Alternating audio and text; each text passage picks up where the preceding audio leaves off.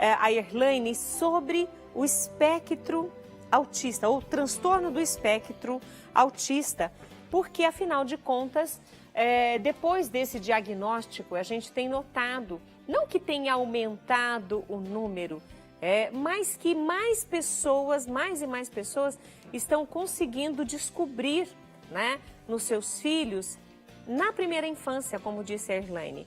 E aí, o que a gente pode fazer para tornar a vida destas crianças muito mais igual a de todas as outras, muito mais divertida, muito mais instrutiva, com mais aprendizado, com mais essa sociabilidade, enfim. Vamos saber o que a gente pode fazer? Vamos lá, Erlaine, mais uma vez, boa tarde, bem-vinda ao Mulher.com. Boa tarde, muito obrigada, Rita. Nós falamos no começo e chegaram inclusive algumas perguntas que estão prontas aqui para eu fazer, mas eu gostaria que você pincelasse para nós, porque as pessoas, muitos não sabem, ouvem falar do autismo, ouvem falar do TEA, às vezes vê no papel da escola, mas não sabem o que é. Vamos explicar um pouquinho para as pessoas entenderem? Vamos sim, Rita. O autismo, né, o nome técnico, né, que o DSM-5 coloca para gente, que é o Manual dos Diagnósticos Mentais, né, ele coloca transtorno do espectro autista. Esse transtorno, ele é um transtorno do neurodesenvolvimento, que os sintomas, eles estão presentes na primeira infância, ali do 0 aos 6 anos, né. Os principais déficits que a gente tem é na comunicação social e interesses restritos e comportamentos estereotipados. O que seria isso, né? Quando a gente pega a comunicação social, é aquela criança que ela pode ter tido um atraso de fala, ou então ela fala, mas ela não usa essa fala de forma muito funcional. Então, tem muita criança que inventa nomes e se expressa com aqueles nomes, ou crianças que têm ecolalia, ficam falando repetidamente alguns sons e não é para se comunicar, né? Existe também a questão, assim, de ter uma dificuldade de expressar sentimentos e, às vezes, entender os próprios sentimentos também. E relacionado aos interesses restritos, geralmente é aquela criança que gosta só de um determinado tema, gosta só de um determinado brinquedo, brinca só de uma determinada forma, ou tem alguns comportamentos estereotipados. Às vezes é uma criança que faz flap, né, alguns movimentos repetitivos, ou brinca de formas repetitivas, enfileirando, brincando de uma forma não muito funcional, aquela criança que prefere brincar com a rodinha do carrinho do que brincar com o carrinho de fazer o movimento certo, né? Então, tem criança que anda na ponta dos pés, tem seletividade alimentar, às vezes tem uma hipersensibilidade auditiva, tende a tampar os ouvidos, né? Fora que nós temos algumas questões, né? Uma dificuldade, às vezes, no contato visual, na manutenção do contato visual, de manter amizades, a interação social, aquela inabilidade social, muitas vezes, é uma criança que tende a se isolar, né? Esses são os principais sintomas. Nos pequenininhos, Rita, a gente vê bastante a presença de, às vezes, a criança não aponta, ou você chama ela pelo nome, ela te responde pouco, não costuma manter muito o olhar, né? Então, a gente tem vários sintomas, é um espectro grande, mas é algo que precisa ser muito olhado e tratado. Inclusive, pelo Instagram, não tenho aqui o nome, mas está como Shimo Oficial, colocou assim que é muito importante essa abordagem, ela é da tua área, né, de nossa parte, para que o TEA, o transtorno do espectro autista, seja mais conhecido. Quanto mais conseguirmos explanar o assunto, mais pessoas saberão a realidade do autismo. Parabéns e obrigado por abordar este conteúdo de forma tão clara e eficiente. Não se esqueça, estamos juntos nessa. E você respondeu aqui, eu fico muito feliz. E nós temos uma participação pelo Instagram, porque agora as aulas voltaram e às vezes os professores não conseguem identificar, e nem mesmo os pais, porque não tem esse conhecimento, não tem, acha que é normal, não, mas cada criança tem um jeito de ser. Mas é importante essa pergunta, como na escola devemos agir com criança autista? Então, provavelmente é uma professora. E como reconhecer uma criança autista? Geralmente as crianças elas apresentam, tem algumas que vão ter uma fala às vezes mais mecanizada, mais sem tom.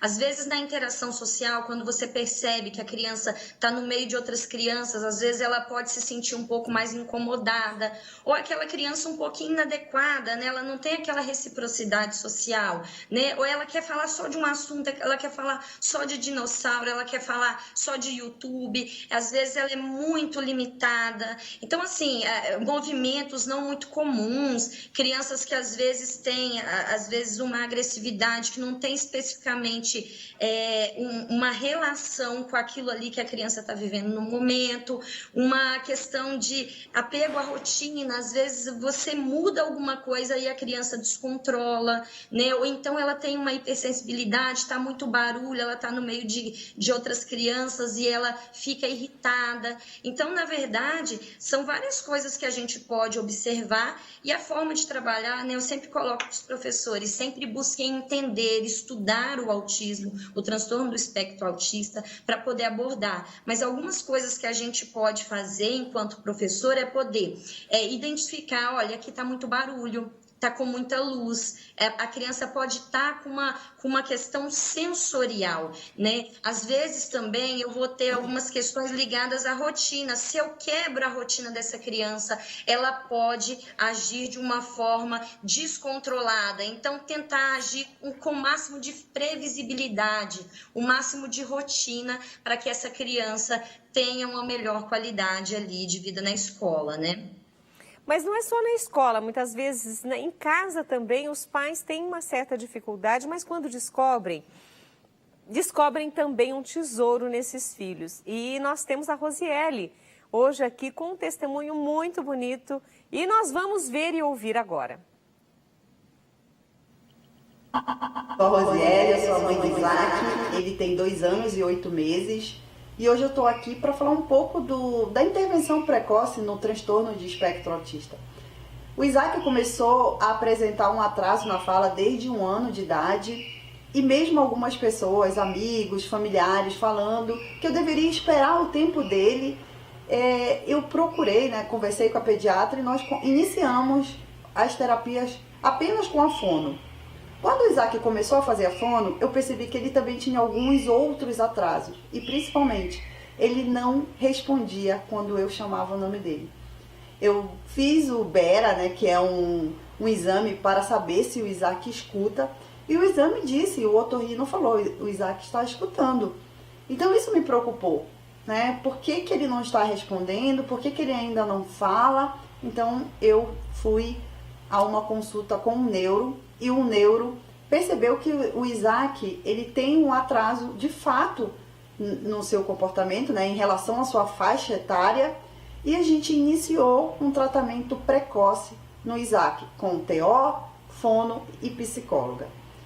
Nesse momento, eu fiquei um pouco perdida porque eu não sabia o que esperar, o que ia acontecer. Eu sabia que o Isaac tinha um atraso, mas eu não sabia que de fato ia acontecer. E eu também não tinha um diagnóstico. O neuro, ele não diagnosticou o Isaac, ele apenas iniciou o tratamento.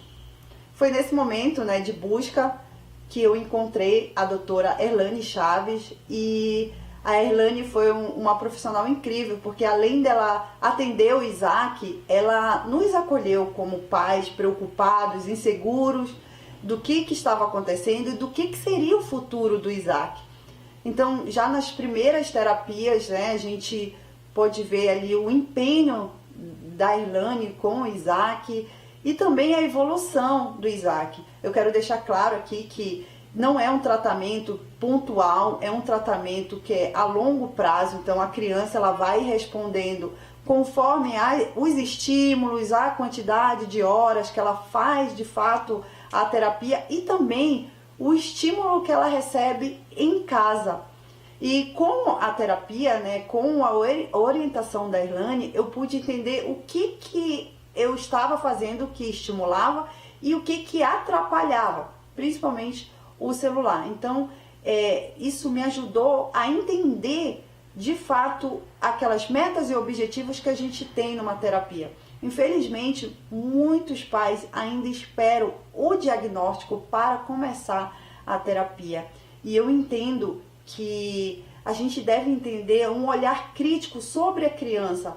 Comece a terapia de forma preventiva, porque se a sua criança não tiver nada, né, só é um atraso na fala, alguma coisa muito simples ali, tudo bem, ela vai fazer a terapia, ela vai evoluir e vida que segue. Porém, se essa criança de fato ela tiver algo do transtorno do espectro autista, você pode estar perdendo uma faixa muito grande de aprendizado dessa criança porque você está em busca do diagnóstico. Comece a intervenção precoce, procure um especialista que entenda de fato, né, sobre esse assunto, sobre esse tema, porque é isso que de fato vai fazer a diferença no atendimento, na evolução da criança. Esse especialista, ele precisa ser da área, ele precisa entender o que é o espectro para que ele consiga trabalhar e ajudar essa criança a evoluir. Eu quero deixar aqui o meu agradecimento à doutora Erlane Chaves por todo o carinho e cuidado que ela teve, tanto com o Isaac quanto conosco, né, como pais do Isaac, nessa trajetória, nessa jornada aí de trabalhar de forma antecipada a intervenção no desenvolvimento do Isaac, né, no estímulo do desenvolvimento do Isaac. Eu deixo aqui o meu muito obrigado a ela. Olha que gracinha. O Isaac é seu paciente. Isaac é meu paciente, uma gracinha, um querido, uma família muito querida.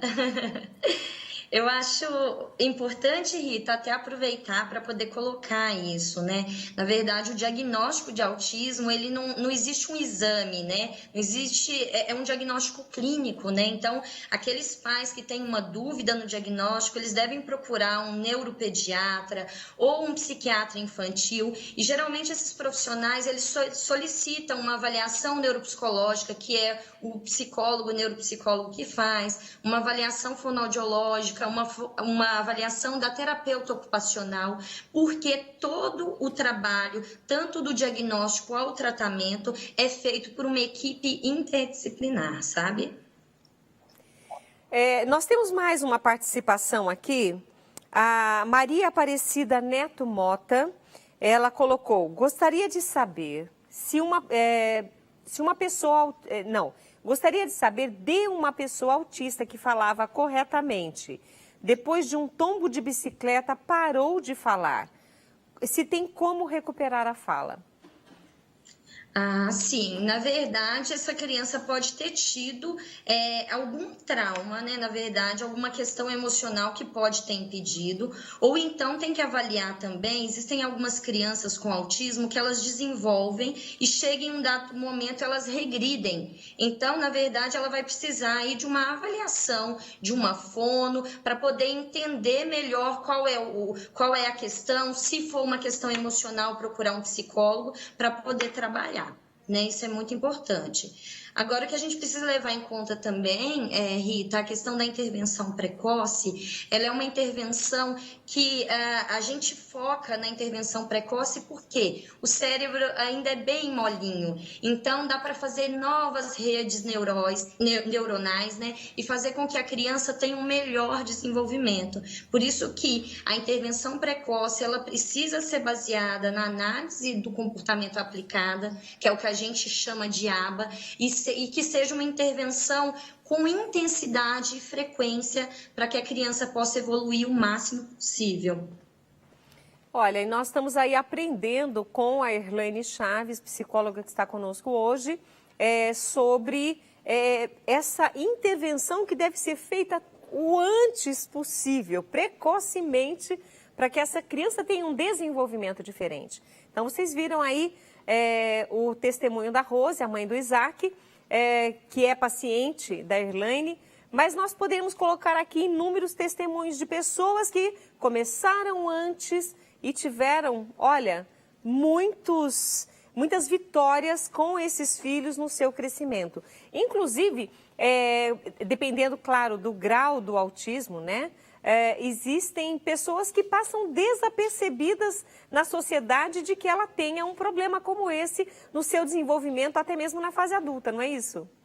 Nossa, exatamente, Rita. Muitas vezes, até quando você iniciou o programa, você falou dessa questão do diagnóstico, né? E hoje que se tem mais conhecimento, mais pessoas são diagnosticadas. Mas eu sempre digo que são aquelas pessoas sistemáticas de antigamente, né? Fulano é sistemático, não gosta de sair de casa, não gosta de barulho, ele tem umas manias, né? Guarda muita coisa.